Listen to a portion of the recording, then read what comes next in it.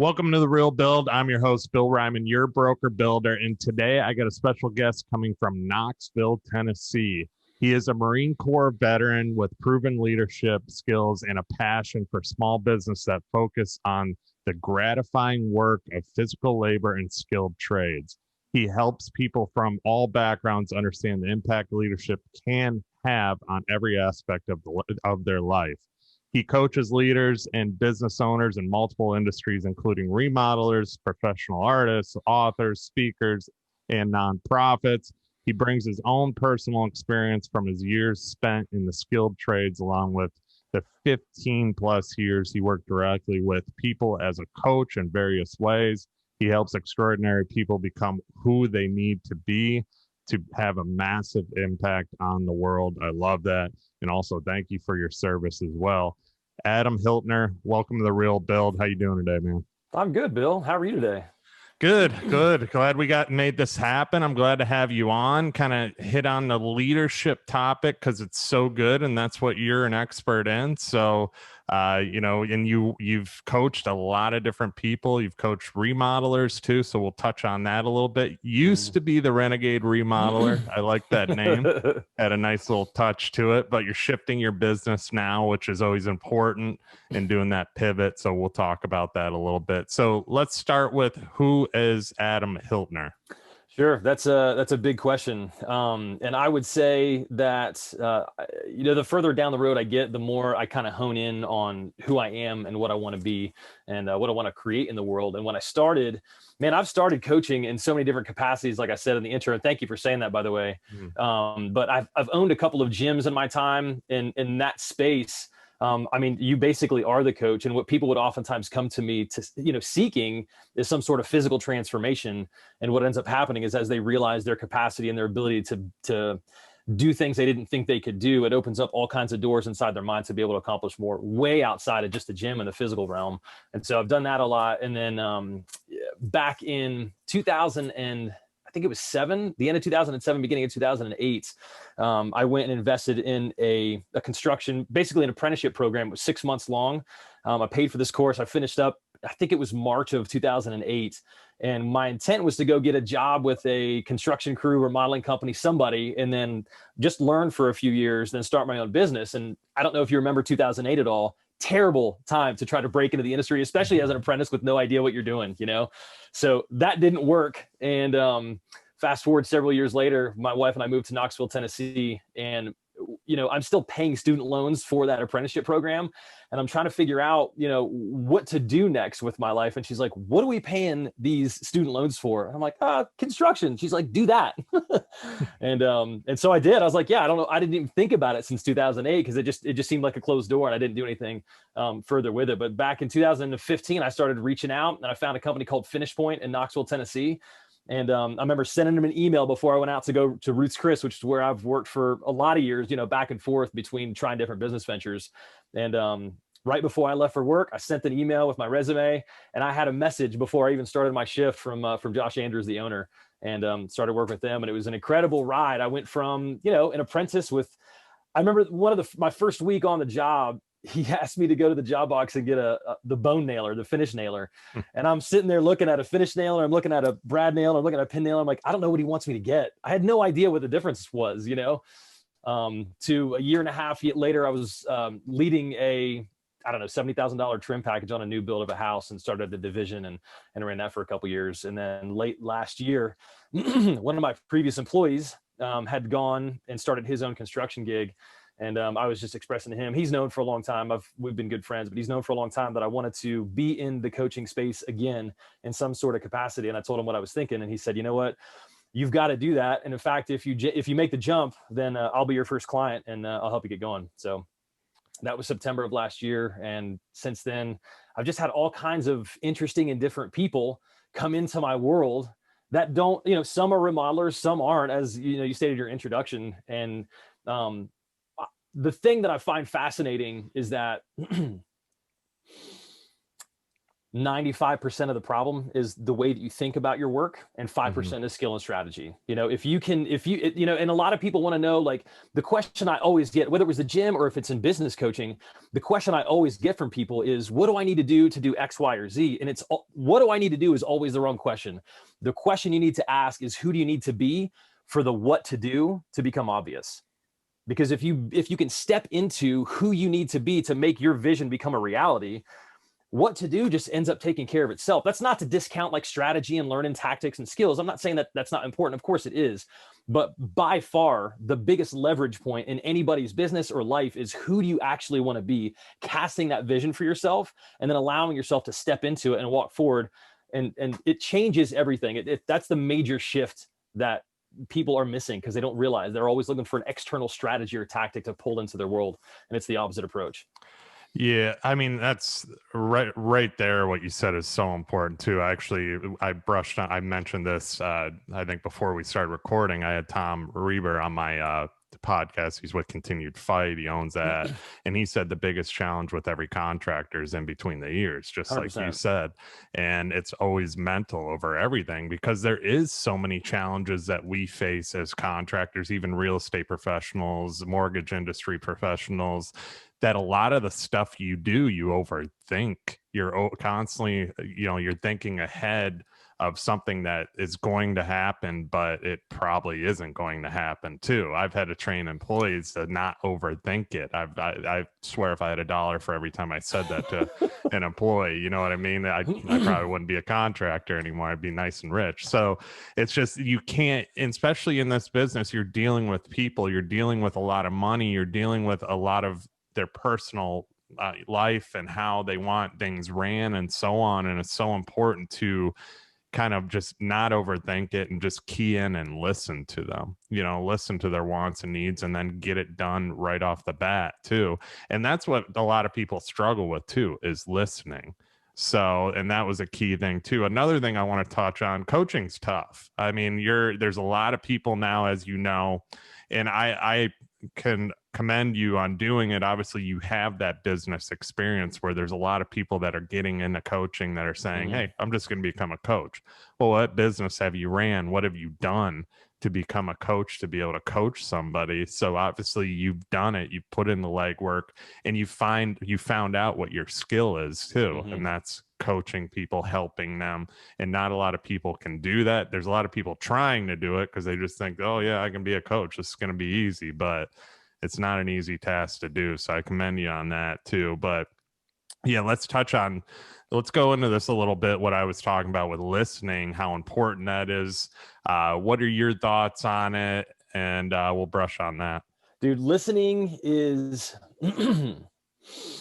it's the forgotten skill that will, again, it will change so much. You've been given, not by accident, by the by, 2 ears and 1 mouth. The ratio is intentional. And if you listen twice as much as you speak without thinking about what you want to say next, so many times when I'm talking to people, I can feel or see them trying to contemplate how they're going to come in and say the next thing, or argue the point, or add to the point. And if you can just be okay with the space of not knowing how you're going to respond, but actually truly listen to somebody, it's a gift that you give to the person that you're in dialogue with that very few people give. And they feel that. Like, people can feel it when you give the gift of actually listening, because then it allows you to ask deeper questions. We go in so often loaded with presuppositions or assumptions about what we think somebody else wants. And you alluded to this before, you're overthinking stuff. The reality is you can create all these crazy scenarios in your mind and then begin reacting to them as if they're real. You can feel it in your body, and you bring all this energy into a conversation when all you need to do is shut your mouth, turn your mind off for a second, and give somebody the gift of listening, because then you'll just know what they want. And then oddly, you can give them what they want, which is all they want. You know what I'm saying? It seems so simple, and it is simple, but it's like you've got to build the muscle of shutting your mouth and shutting your mind down so that you can actually receive what somebody's trying to say, and then begin to ask questions to understand more deeply what they're looking for. Because a lot of times people will tell you what they think they want, or that price is the most important factor. It never is. It's never the most important thing, but we give them, remodelers, people in the construction industry primarily, give them no other thing to base their decisions off of except for price. So that's where they're going to go, because that's what you've given them. People don't want price as their deciding factor. They want value, and anybody's willing to pay whatever price is required to get the value that they want out of anything. And you can prove that by look at the roadway. Like, look at all the, you can see $1,000 trucks and you can see $100,000 trucks. Both of them will get you from point A to point B with a bunch of stuff in the back. It's the value that people are buying. It's not the money. Wow. Yeah, that's huge right there, because a lot of contractors really think price is it. If I don't have the bottom line price, then I'm not going to get the job. And that's already eliminating them from, getting the job or making money on that job too. When you sell, and what you just said too, is what I actually have been doing a lot more of, is selling the value of the business, who we are, why we are who we are, and why we're going to do a better job than my competition. But also listening too. Ever since I started keying on listening to the customer and not blabbing over them or talking or stating my opinions constantly on what they should and should not do. Obviously they're hiring you in custom homes. I'm a custom home builder. They're hiring us to give our opinions. But first we have to listen to what they want. Then we get it on the plan, and then we can state our opinions. But it's all about the way you state your opinion on something too. So like, yesterday I marked up a plan, I got it in, I circled it in red pen, I put question marks next to everything, and then sent it to them in an email and said, what do you think about these suggestions? Not you need to do this. So it's all about, that's what ties into listening, working with them, and then getting their opinion back too is so huge. And I've keyed in on that because that's part of the listening as well. So, and this goes down the line too, even after the contract. You can't just sign a contract, walk away, and then go, okay, well, now it's in my hands, I'm going to do what I want to do. So no, and in that process, look, there are so many variables in the world of construction that to think you can do a contract one time and then have it cover all the bases is just, it's borderline. I mean, it's absurd to even think that that's a possibility.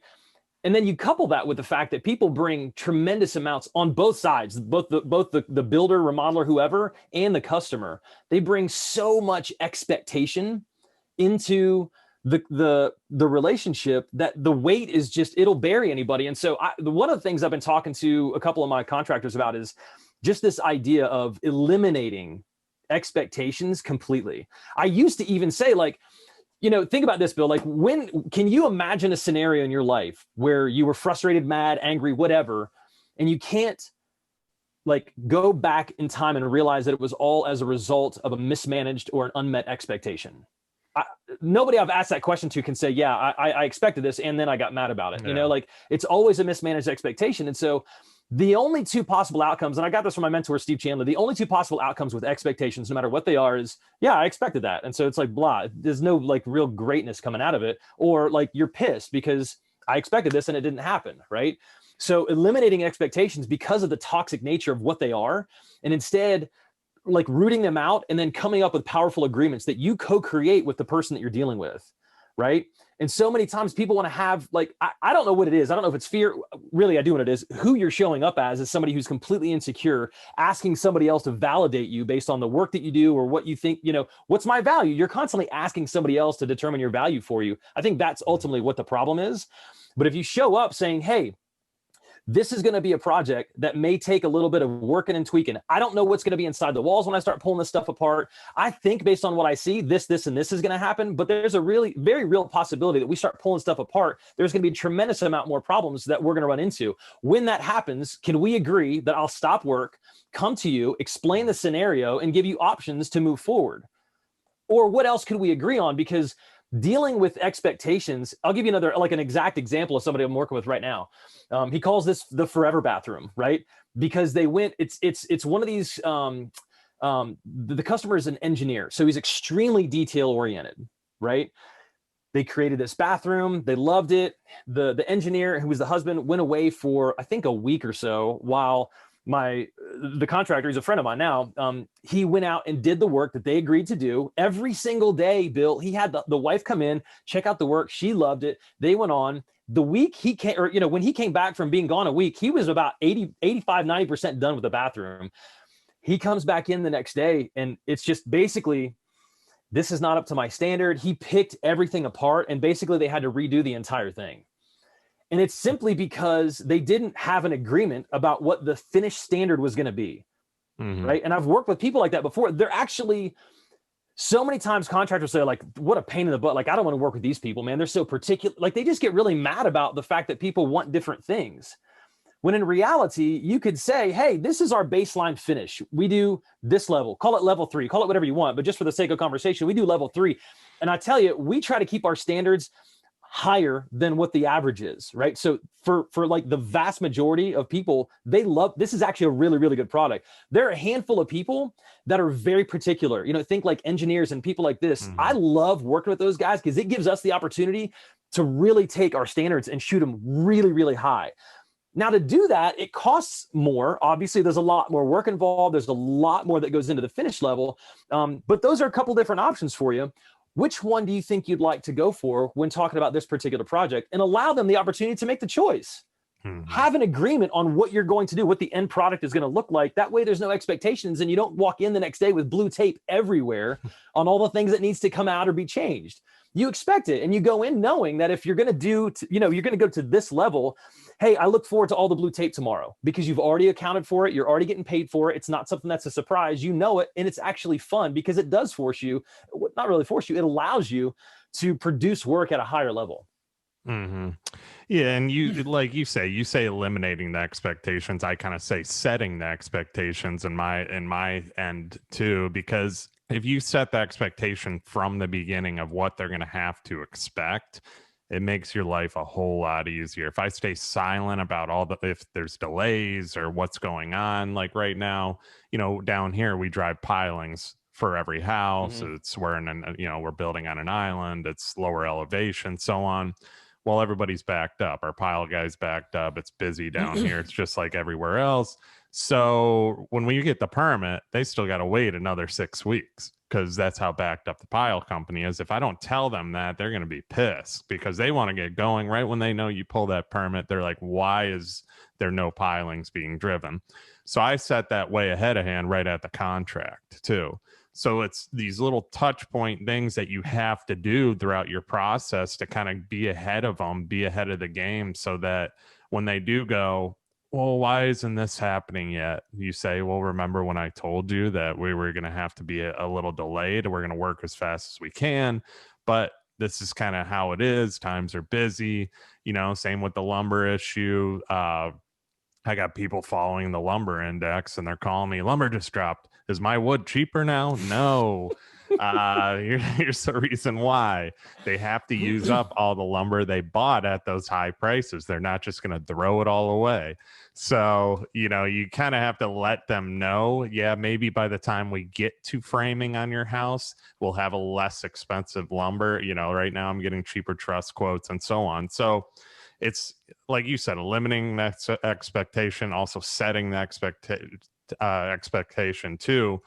But another thing, like you brushed on too, is kind of just being honest with people. I'm big on that. I just had a client, they brought me a plan. It was done by another builder. I thought it was a horrible plan. They passed over the rights to us to build the house. That didn't work out with that specific builder. Stuff happened. I don't know. They came to us with this plan that they paid money for. I thought it was a horrible plan. The thing was just chopped up. It didn't flow right. And I was honest with them. I said, I'd like to start over. I don't even want to build this thing. And they appreciated that. They appreciated the honesty of me being upfront with them, because most builders, I hate to say, they would have just been like, yeah, let's do it.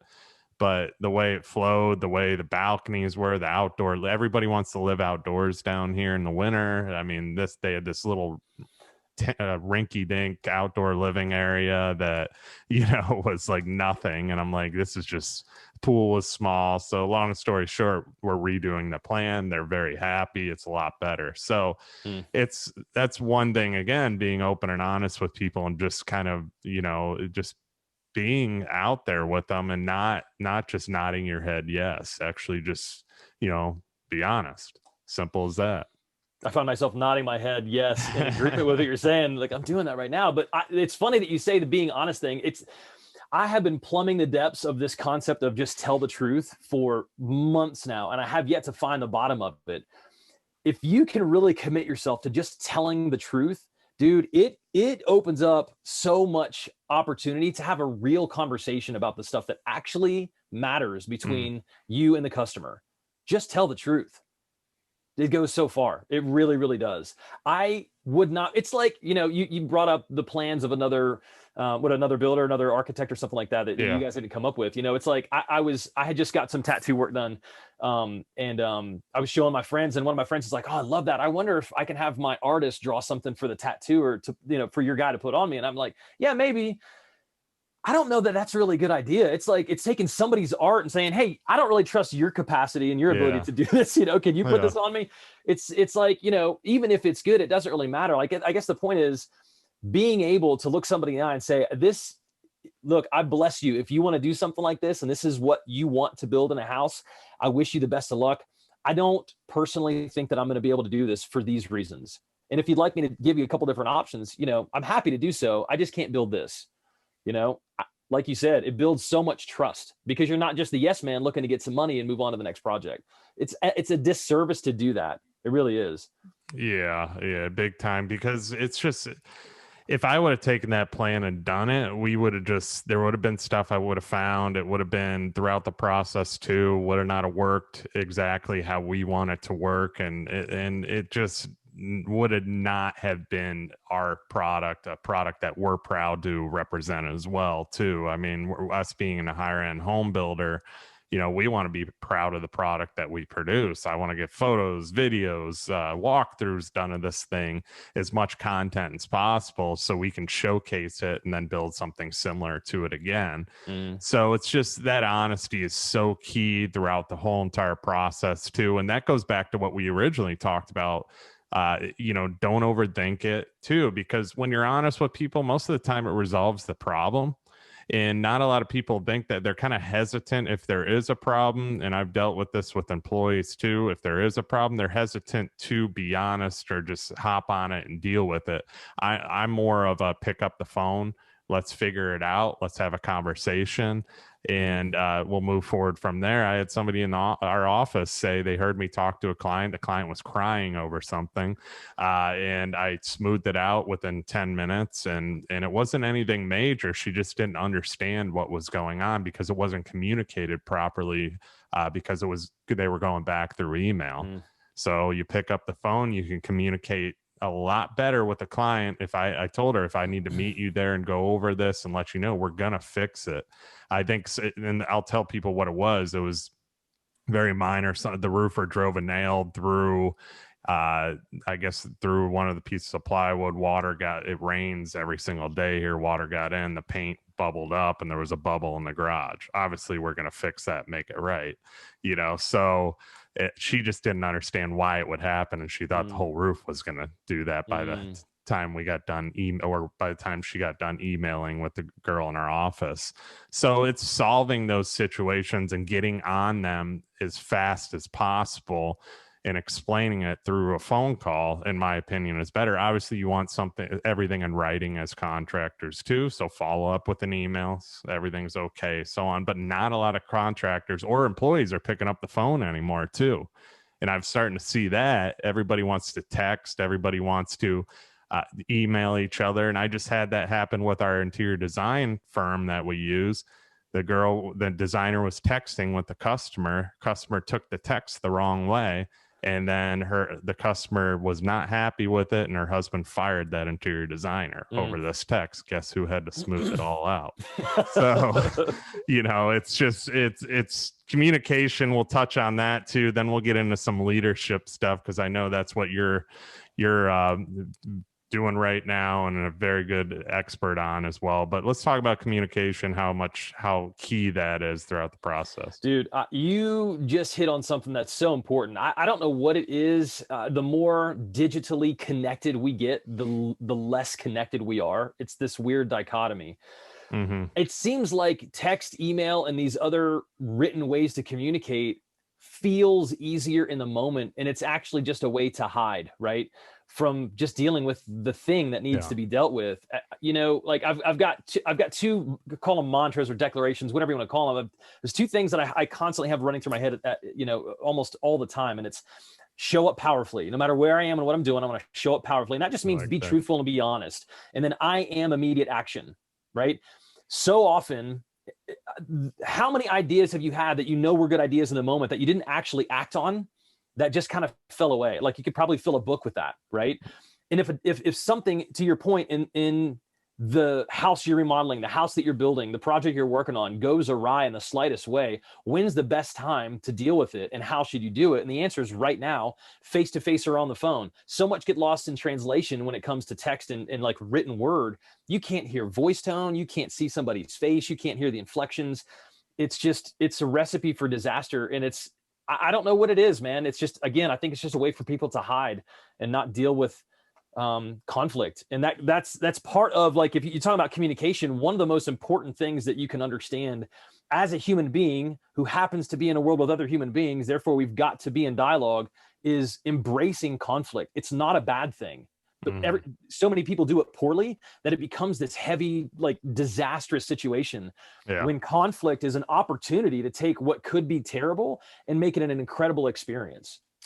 There's no bad thing. There's no bad situation that happens because life's happening for you. It's an opportunity for you to take it and say, man, I'm so glad you pointed that out. How many customers have heard somebody thank them for pointing them out ways that they've screwed something up? I didn't know that was going on. I'm so grateful you pointed that out. I would love to fix that for you. I would never have known if you hadn't said anything. And then that's my fault. Just thank them for saying something and embrace it and be okay with it, because we live in an imperfect world. And especially when it comes to building stuff, gracious sakes, there's so many things that can go wrong. It will never be perfect. Yeah. I mean, embracing conflict is, a lot of people are afraid to do it. They're afraid to address it face to face. They're afraid to address it over the phone. And I see it constantly within my own business. I know it's happening within other businesses too. And what that makes it do is it kind of drags everything out, because the communication through email and text really isn't clear. I'll read some of my texts and be like, oh yeah, that didn't come off too well, and you're just like, because you don't get the expression through it, the passion through it, like you said. And a lot of the time too, like I sell ourselves big time on our punch out system and how crazy my brother and I are at punch outs and how we do it repetitively and so on. And I've done video on it and showcase it all the time, because we make it a priority to try and make that punch out list as small as possible. And that should be every builder's priority too. And as we're going through, I've gone through final walkthroughs holding a paintbrush, because there might have been a touch-up missed or something like that. And yes, people would be like, oh, that looks bad. The customer would probably think a different way. If they see you painting stuff that was missed, they're probably going to be like, wow, yeah, my other builder up north or whoever had never did that. I had to call them back constantly. Too, we're in that house that whole entire week prior to that final walkthrough, making sure everything operates right. It's clean 4 times, whatever. It's just, we want that as minimal as possible. And they're going to find stuff while they're in there, but it's our job to fix it right away. And that goes into the customer service after the build too, and how important that is. I try and address stuff as fast as possible. And sometimes right now, subcontractors are busy. It's hard to get them back, so on. I mean, I'm the type that'll go into their office if they're not answering me and be like, what the hell's going on here? Like, that's the way you have to be, because your customer is always your priority. And not a lot of people think that. They become friends with their subcontractors. It's good to have good relationships with your subs, but that customer is what's bringing money into the door, putting money into your account, and so on as well. So it's a huge thing to me. I've really shifted our business towards the customer satisfaction more than anything. Say yes more than you say no. I mean, there's stuff that obviously is ridiculous and you're not going to do because it's like, that wasn't us, then they'll try. But you kind of learn that the more you do, you're involved in this business and what to take on and what not to take on too. But anyway, let's get into leadership a little bit. Obviously, leadership is very important in all different kinds of ways, obviously with the customer, but on top of with your employees as well. Being a good leader, teaching your employees and setting that expectation, like we talked about, not just with the client, but with your employees and how you want things to operate too. Brushing on what we just discussed about, communication and being key, not through so much email, but picking up the phone. I'm constantly telling the people in my office that pick up the phone and then deal with the situation after. So let's brush on leadership and get into a good discussion on that. Yeah. Before we go there, can I touch back on something that you just mentioned a minute ago? Yeah, go ahead. Yeah. Like customer service. I had this idea. I'm going to paint a little bit of a picture for you, if you don't mind, real quick. Yeah. We're in the Summer Olympics, right? Have you ever seen the synchronized swimmers?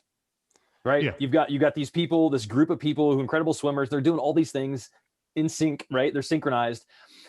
Picture, if you will, just one of those swimmers doing some routine like that in a pool. It's a lot less dynamic. It's like, yeah, cool. I can't do that. That's interesting. But when you see them all going in tandem at the same time and in sync, it becomes this incredible display of like, just it's awe-inspiring, right? And so from that idea, I came up with this concept of creating your customer experience choreography. It's essentially choreographing what your customer's experience is going to be from the moment they interact with your business for the very first time, ad infinitum, like forever, right? Because it doesn't end when the project is done. To your point, it's a relationship thing that you want a relationship with them for a long time until they move away. And even then you still have a relationship with them because they have people that probably still live in your area. But, it's actually taking the time outside of the busyness of building things and doing things to literally write down what you want them to experience every single step of the way. And then to the leadership point, tying that back into it, train your team on what that experience needs to look like every step of the way. So it's simply just plug and play. And at that point, you can make powerful agreements instead of having expectations with your team on, hey, if you'd like to work here, this is the way that things are done. Can you agree to operate in this capacity while you're on this team? And it's either a yes or a no. Like I got to the point where when I was at Finish Point, I was... The division I ran was a high-end window and door replacement or new construction. We did some of the really some of the interesting Marvin and I can't think of some of the other higher end, like Anderson. The Anderson. Yeah. But I mean like the steel doors, man, the name is escaping right now, but like 30, 40, $50,000 doors that are going into these openings, like 700, 800, 1,200 pounds, right? Huge things. But it's not glamorous work like the really custom trim and millwork is that we did, in the other division. And so I had to find people who are willing to do very difficult work. It's just grunt work a lot of the time. You smash your fingers and it's just not a lot of fun. I got sick of firing people, Bill. And I got to the point where like the last guy I hired, his name was Alan. We had multiple step interview process, right? There's like 3 or 4 times they actually meet with the team at some point. And toward the end, I think I called him 3 or 4 times and tried to talk him out of it. I was like, hey, man, just so you know, we're going to be putting in windows that are extremely heavy. You're going to be in the sunshine with no shade, and it's going to be 98 degrees, 400% humidity. You're going to be pissed and tired and hungry. You just smashed your finger, and the homeowner's going to walk in, and you're going to have to put a smile on your face and be happy and cordial and actually mean it. And that's difficult. And if you don't like that, and you don't want to be there, tell me now, because I'm not going to fire you. I'm going to make you leave because you decided to do this and then realize it's not what you want. I'm not, you know what I mean? It's like, I'm over firing people. Mm-hmm. And so it's creating this experience for the customer because they're the most important part of the team. They're the only ones that matter on the team at the end of the day. I don't exactly mean that. They're not the only ones that matter, but like if without them, the rest of the team can't be there. We can't go home and feed our families without the customer being there. So we've got to do everything in our power to make them extremely, I hate to use the word happy, but pleased with what we're doing. It's creating an experience that they're not going to forget. It's like, I said something about being like creating a Ruth's Chris type of experience for people in their homes. You didn't know you wanted a $1,200 phone until Steve Jobs told you you did. And it's the experience that you get with the Apple line and the Apple products and everything else that makes you want to go and buy their stuff more. It's the experience you go in when you go to the Apple store. It's like, who are you people? It's like, what do they got? A handful of products? But the service that they provide makes it okay to spend $1,200 on a phone every 2 years. Mm-hmm. It's the service, and it's the only thing that matters. And if you look at what they do, they're leading their team in such a way to say, hey, this is our system. This is how we take care of people. This is what we want people to experience from the moment they interact with our business forever. Do this. And then bring your own personality into that system, because that's the important thing. You've got to be you within that capacity, but you still got to fall within the framework. Yeah, and going off of that too, and I made a note of this while you were talking too, because it's so important, is how you react to certain situations, and your employees see that. That's how they're going to react too. So you training them right off the bat of, this is how you need to react. This is how I want things done, because your employees are going to watch you. They're going to watch your every move. So that's why, going back to myself, for example, I pick up the phone, I solve these situations, because then I go back to the employee and I say, see how I did that? Did you listen? Did you hear? Because if I was going to go, oh man, not again, this customer's a pain in the ass, blah, blah, blah. Oh, another issue. Then everybody's going to have that issue with that customer. And then they're going to have that reaction with that customer. And it's going to trickle down the line to where, okay, the customer's not going to have a good experience because everybody has an attitude towards that person. So that's huge right there. And general, as a boss, as a business owner in this space, in any space. I mean, it's not just construction, it's real estate, it's everything. Employees are constantly watching how you react, and if you react and how you do things too. If you show up late, they're going to show up late. You leave early, they're going to want to leave early. You are the mold of that employee too. That's right. There's a Gary Vaynerchuk book. I full transparency, haven't read the whole book, but there is a chapter with one word in the entire chapter, and it's the title of the chapter, I think, is The Greatest Marketing Plan in the World. And the one word in the chapter is care, right? Like actually care.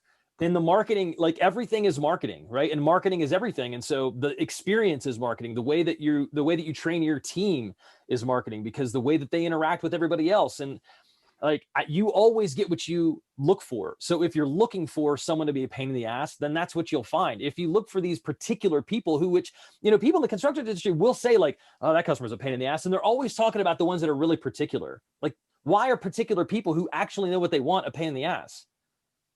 They should never be that. It's like, man, what a good opportunity to like really serve somebody who knows what they want.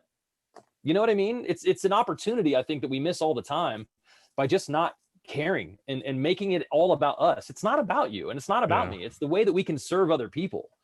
That's the thing that matters the most. And that's the thing, when you get that right, when you actually serve somebody powerfully, you don't really need to market anything, because they'll become your marketing. They'll become your billboard. And I'm not poo-pooing marketing by any means. I'm just making the point that like a lot of the companies, like one I'm working with here in Knoxville specifically, does not do a thing with marketing. He calls his customers and repeatedly checks in on them.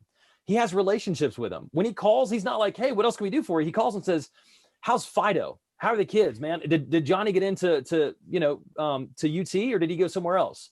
He knows them. He builds a relationship with them, and he actually cares about who they are. And as a result, gets a ton of business, more than he can handle, because he really cares and he takes care of people. Yeah, and he built just that right there, building an actual relationship and friendship with the customer too, and making it not about you but about them, and knowing those personal things, asking about their kids, their dogs, their friends, what they did you golf this weekend, stuff like that. And I've started to see, that really is important, and how important that is, because it's not just business. It needs to be more than that to you. And I had a customer that just sent us an invite to her husband's 65th birthday party up in New Hampshire. Unfortunately, I'm not going to be able to make it because we're busy and I've already left town. And but it was just that's that friendship that we've created. But I created that friendship just by being open and honest with them too. And I've said this on past podcasts with like selections and stuff like that.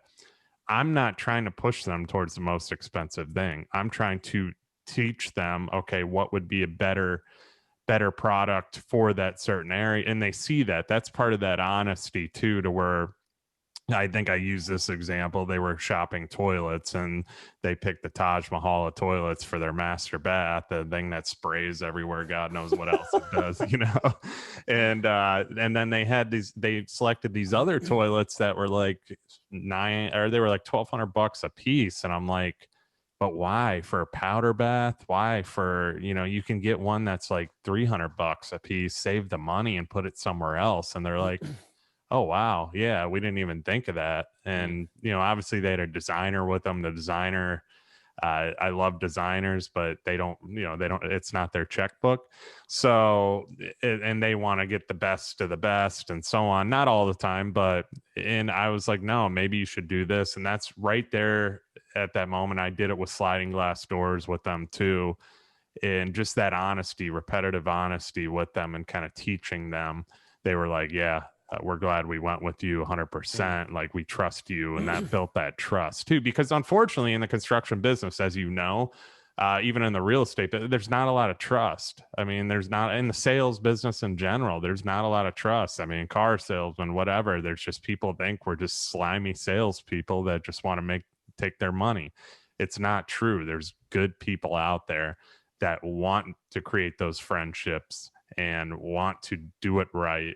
And that's what brings us more business. That's why we're doing it. It's that long-term angle rather than just sell everything short-term too. That's right. And unfortunately, Bill, there are a lot of those slimy people in the car industry and in the remodeling industry. And so that's why we have a bad name. That's why it makes it difficult. And that's why you can look at it like it makes it difficult, or you can reframe it to the actual truth, which is what makes it so much easier to just crush it, because all you have to do is care and take care of people and see yourself as someone who is incredibly in service for the person that you're in front of right now, right? You reminded me of a story when you're talking about the Taj Mahal toilets. One of the guys I'm working with had a scenario where this homeowner, he had, I forget, quite a bit of remodeling in this house that he was doing. He'd already won. And they decided to work with him. And they brought up an idea about, I think it was some sort of big built on back patio porch type of thing. And they're like, hey, can you do this for us too? And he's like, absolutely. But I need you to understand that you will never get the money out of this. If you do this, you will never be able to sell your house to get the money back out of it. Just know that it will be a loss. Like, I'll do it for you, but I won't go in with you thinking that you're going to get it out of the house when you sell it. You won't. It's way out of the neighborhood. It's way too much for this house. I will only do it if you know that, and then make the decision that I don't care. I want it anyway. Then I'll do it for you. Right. And they're like, holy cow, like, no, who's going to say that? Right. Very few remodelers or very few people in the construction industry are going to try to talk you out of an extra $75,000 worth of work because they don't think you'll get it out of the house when you sell it. Yeah, I do it all the time. Yeah. Right. And, the funny thing is, you're not losing that amount of money in work. You're gaining that and exponentially more because of your honesty and your trust that you built with those people. Yeah, I do it all the time. I mean, I've done it with staircases. I've done it with certain rooms that they wanted too. And I'm also a real estate broker. So I kind of know, what people should and should not be doing resale wise. And I've had some pretty off the wall stuff that they've wanted to do, and you kind of get mixed reaction. You kind of tell them, okay, resale wise, that's probably not a good idea. Or they just say, I don't care. If I'm going to die in this house, my kids are going to take it over. I want what I want. And then you say, okay, let's do it. So it's like you just said, kind of listening to them and feeling out the situation and doing what they do what they want overall. It's their house. We're there to work for them and so on. So that was a great topic right there. Let's talk about, like I said, let's go back into the leadership angle of it too, and having, being a leader. It's important to obviously be a leader within your business with the customer and so on. So let's brush on that a little bit. Sure. So there's this framework that I teach off of, and there are three big pillars for it. It's leadership, communication, and vision, right? And we want to make leadership about something that you do. Again, it's like, what do I need to do to be a better leader is often the question that it gets asked. And it's not what you want to do or what you need to do. It's how you're being, it's how you're showing up in the world, right? And there's three components to leadership. It's self-leadership. How are you leading yourself? As a result of how you lead yourself, it spills over into leading others, because leadership is nothing more than influence, and people that want to be in your space. Like, there's something about this particular human being that attracts me, and I want to find out what makes you tick. Like, I want to follow you, right? So it's leading yourself well in such a way that it makes other people want to follow you. And then once you understand what you're doing, it's leading other leaders. It's teaching other people to recreate what you've done for yourself, which is simply a matter of self-creation, creating yourself in a way that is a leader, that shows up in the world as someone who leads powerfully. And that is not really possible, Bill, unless you have the vision for who you want to be, right? If you don't have a personal vision for how you want to show up personally, professionally, relationally, right? Then it doesn't matter, because you're just shooting at the wind, off the hip, trying to figure out what to do next. Again, you're looking for external strategies and tactics, which there's plenty of things to do, but doing the things without being the leader, it falls flat oftentimes. You understand what I mean? So if like you mentioned earlier, it's, if I don't show up on time at the job site, nobody else is going to show up on time. You're being somebody who shows up on time, which is leadership. If I don't pick up the phone and call and deal with these situations when they arise, as they arise, I can't expect anybody else to. You're showing up as the leader so that you have something to point back to, say, this is what works. This is how to do it. And it's not so much like do it my way. It's like, if you want to be a leader, this is what needs to be done. You need to show up that way and just embody leadership as a person, as part of who you are in the world and how you show up. Yeah, I love that, because it is important. It is all about how you show up, because like this goes back to people seeing how you are. I mean, they're going to follow every step of the way. They're going to watch you as an employee, and if you show up late, they're going to be like, okay, well, he's coming in late. Why should I respect him or follow what he's doing? Or if you leave early, or if you're just not doing the things to advance the business or grow it, or teaching them too as a leader and showing them what they need to do. We're all busy, especially in the construction business, real estate business, but people want to be taught, because the more attention you pay to that employee, the better they're going to be at what they do. We just had a situation where the girl that handles our selections just picked up and said, I'm done, because her husband wanted her to, and she ended up just putting in her 2 weeks, and go figure, she didn't show up for the 2 weeks. So that put us and we were busier than ever right now, and that put us in a situation where we had to promote somebody else into the position right away. And guess who got had to teach her that position, and on top of everything else that I'm doing. It was tough, but I did it. I changed my focus, shift my focus onto her, because I know that is a huge key to our business. If I just threw out to the wolves and let her kind of figure it out on her own, the customers would have not been happy.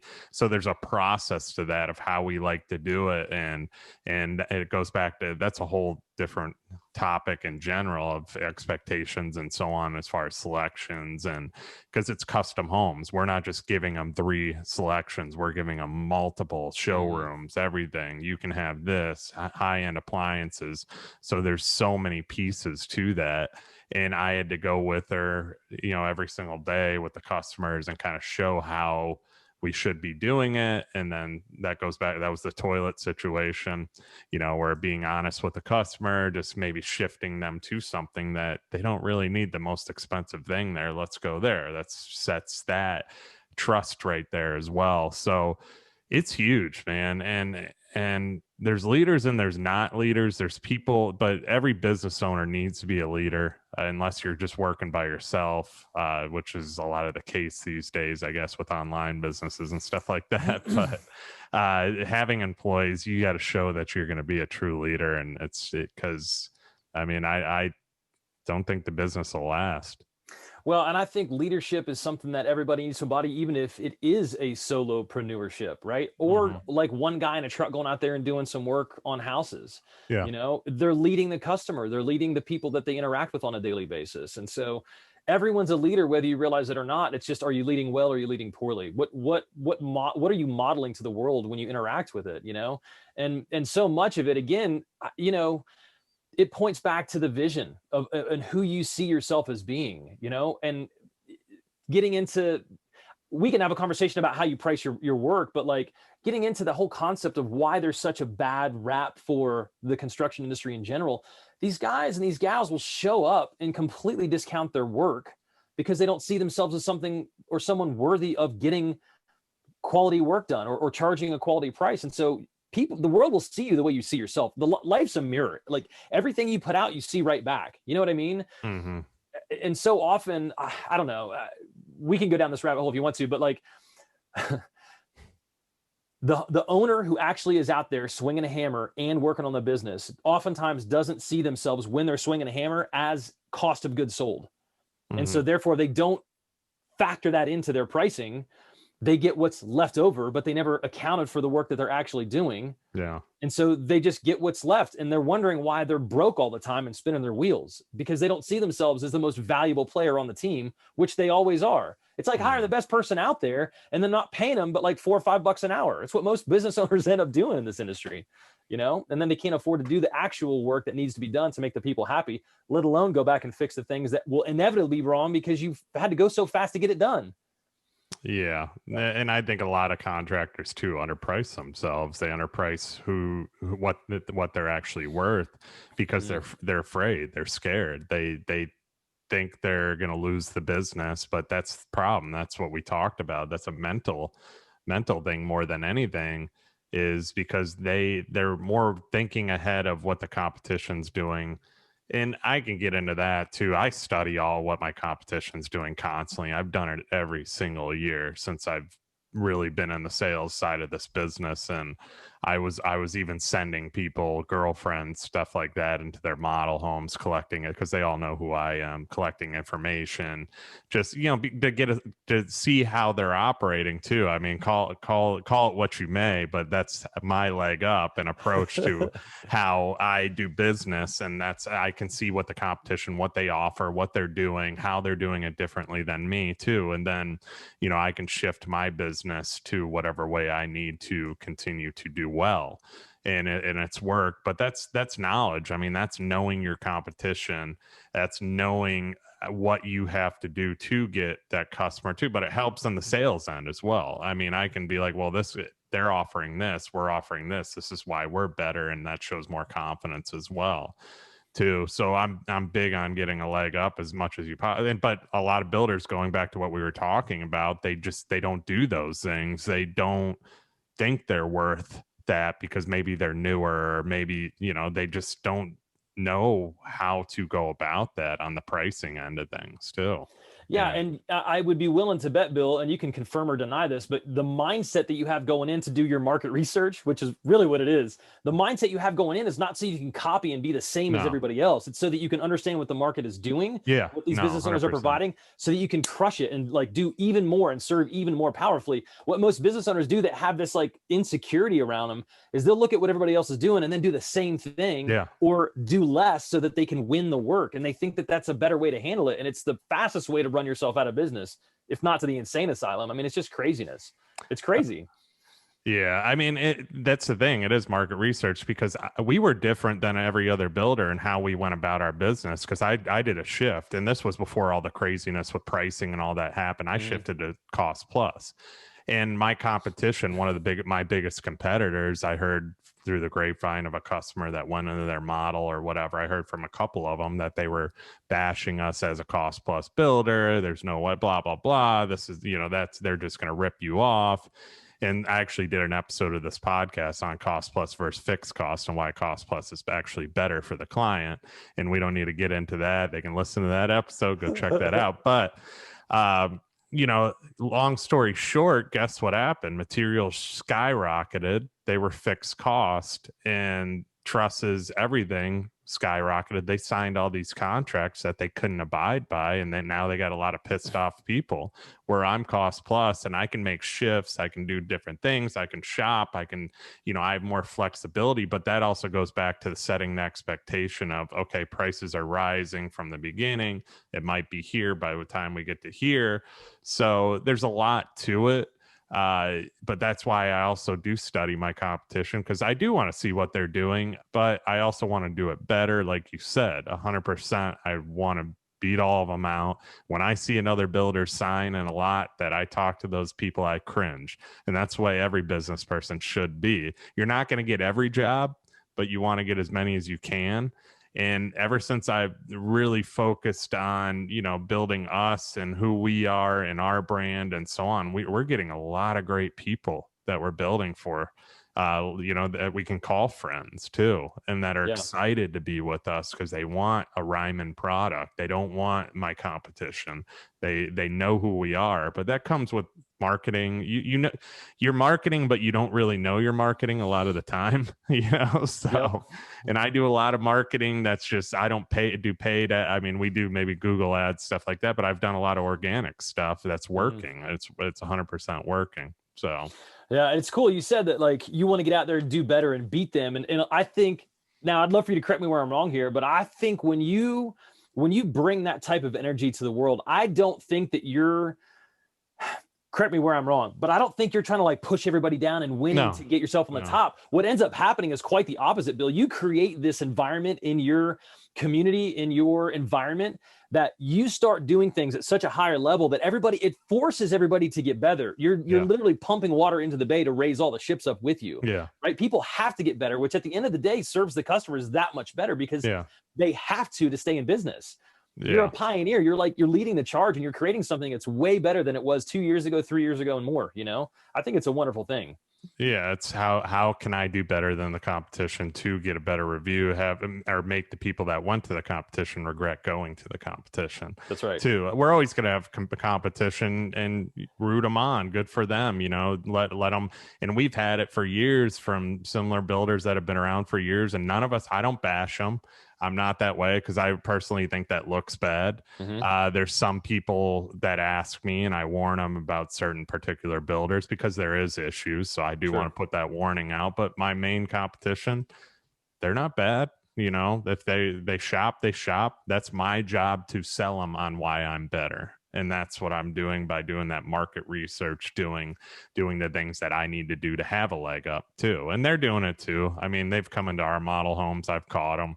I had a guy sitting our model and he told me that this particular builder sent his wife in or whatever. So they do it all the time too, but it's the nature of the business. You got to love it. So but it's showing up in a way that I don't know. One other thing that ties into all this and how you deal with people and how you communicate this kind of stuff, it goes to, there's 4 ways to communicate, right? You've got passive, which is basically like saying, I don't matter, you do. And it's just a really weak way of showing up.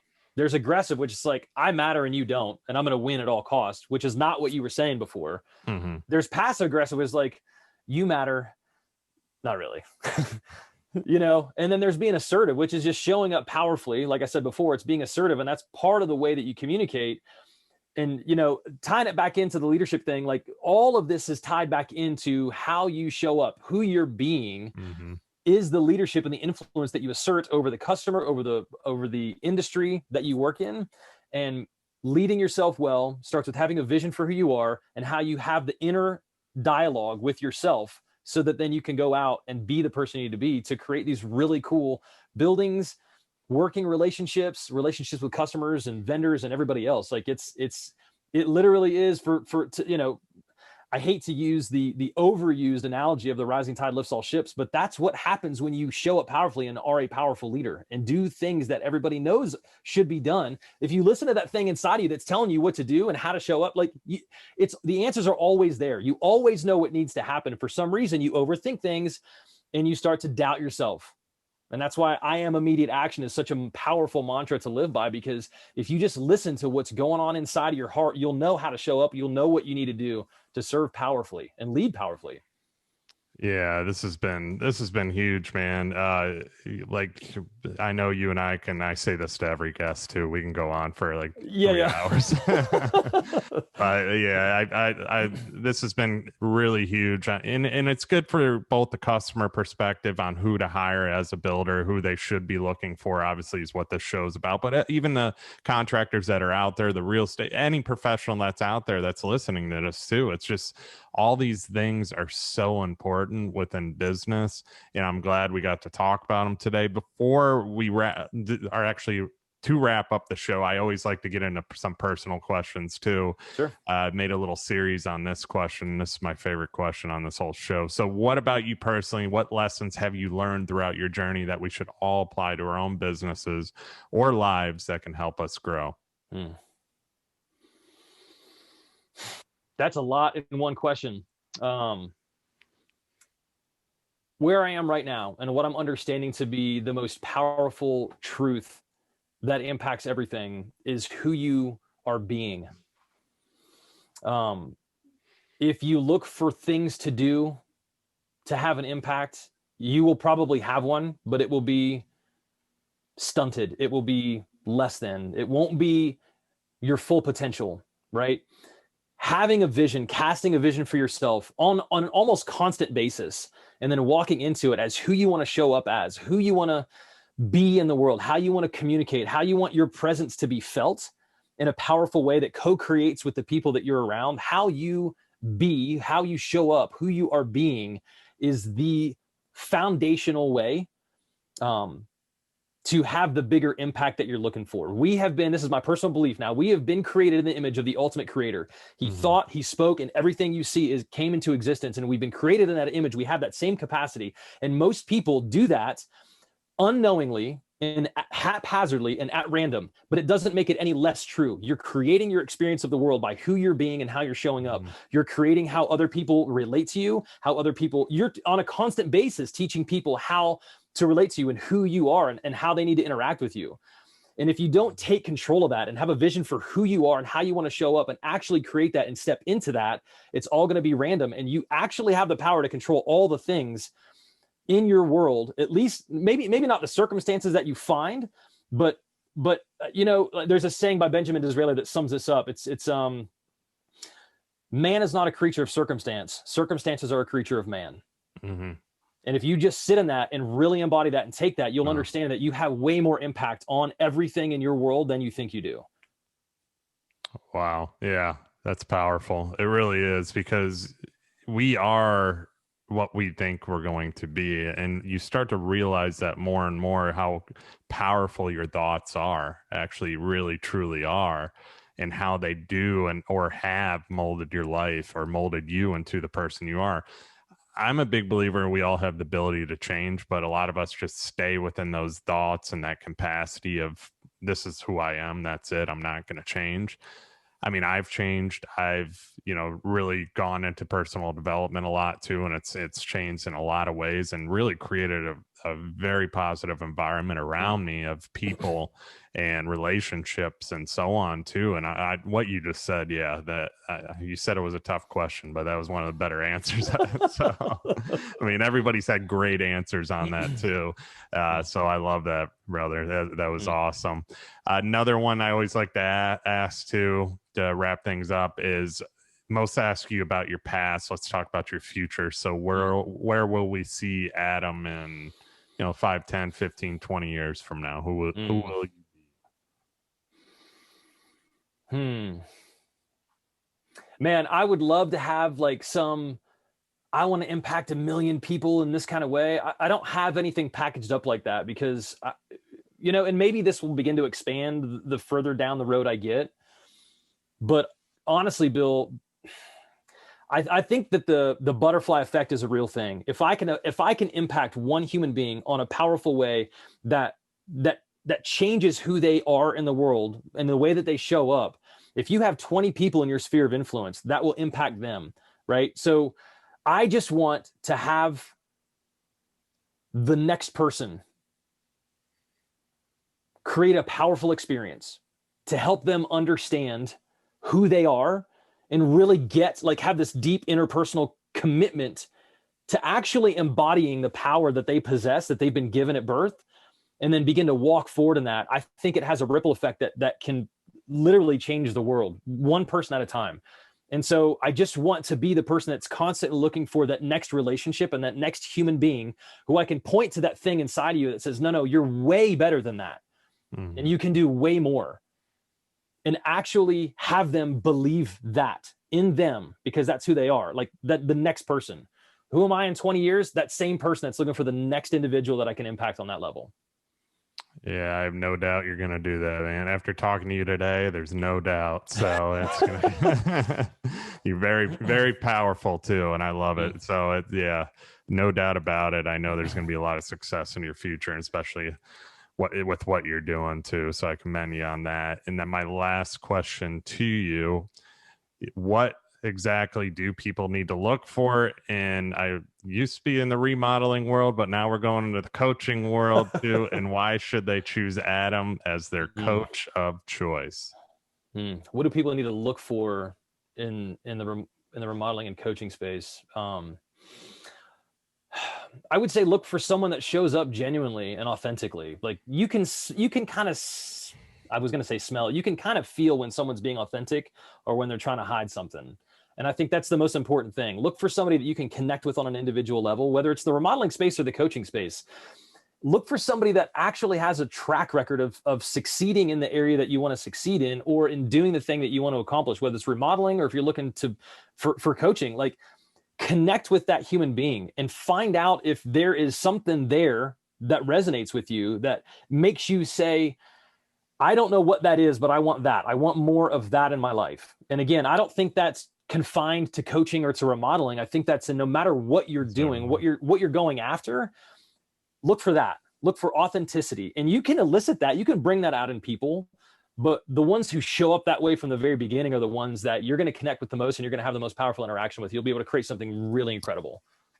Yeah, and I think that's with everything, like you said. It's just having that connection with somebody too. And I've talked about this in the past. If there's not a connection off the bat, or if you're not clicking off the bat, you probably shouldn't work together because the experience isn't going to go as it should. We've all had that in business as well. So love that answer. This has been awesome, man. It really has. I really appreciate you coming on today. My last thing too, where can people find and connect with you? I appreciate it, Bill. I appreciate you reaching out. I love the opportunity to come on and talk with you. It's been a really cool conversation. Yeah. I am in the process of building my new website, adamhiltner.com. That I want to have that up inside the next week, but on social media, at Adam Hiltner, both Facebook and Instagram, you can find me there. I'd love to connect and have conversations. That's really what it's all about. So, dude, this has been incredible. I appreciate the time. I appreciate the conversation. It's been a lot of fun. Yeah, this was awesome. It was very smooth conversation. I loved it, man. This is my kind of podcast too, where we just flow and just go with it too. No notes, no nothing. So yeah, man, it's been awesome. I really appreciate your time coming on, because I know you're a busy guy getting everything going too with the coaching program. So yeah, I appreciate the time. Yes, sir. Yes, sir. Appreciate and you, for everybody that is listening, obviously I don't advertise. I only ask one thing, that you share this with your friends and family. And obviously you go on iTunes and just give me 5 stars. That's all that's accepted. And write a nice review. So with that being said, thank you all for listening, and I'll see you guys next time.